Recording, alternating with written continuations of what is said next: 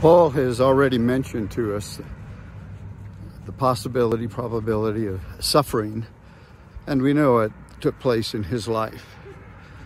And in Philippians chapter 2, verses 17 and 18, he makes a statement, but even if I am being poured out as a drink offering upon the sacrifice and service of your faith, I rejoice and share my joy with you all.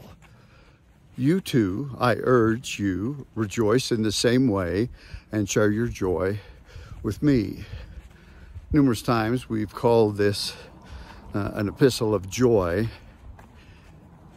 And Paul is expressing that joy by saying, even if I am poured out as a drink offering. And then he points to the service that the Philippians were offering to the kingdom, talking about the sacrifice and service of their faith. You know, that is something we probably do not speak too much of in the Christian life today as far as being a sacrifice, because we would say, and rightly so, that Jesus Christ is the supreme sacrifice. That's true.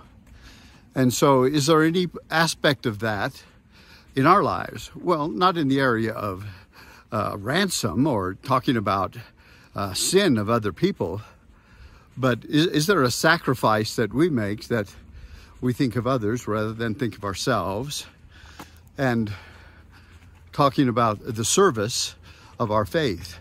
Christianity should move us to service.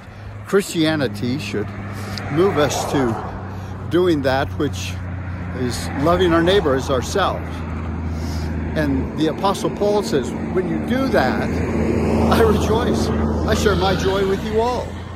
And then he turns it right around and says, you too, I urge you, you rejoice in the same way and share your joy with me.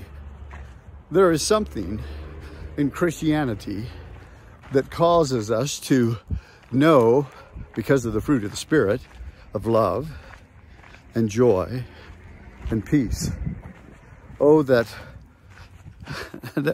we would be a people who rejoice. I don't know about you, and we'll cover this in a little bit. It's easy to be grouchy and grumpy. It's easy to get upset. Maybe we don't get to sleep as much as we want to. It's easy for us to complain and murmur. And yet twice in this, once pointed outward, once pointed inward, I rejoice, share my joy with you. You too, you rejoice and share your joy with me. Oh, that we would see gladness in the Christian faith. Oh, that we would be able to say, I was glad when they said to me, let us go to the house of the Lord. As a matter of fact, why don't we just rejoice and be glad in general?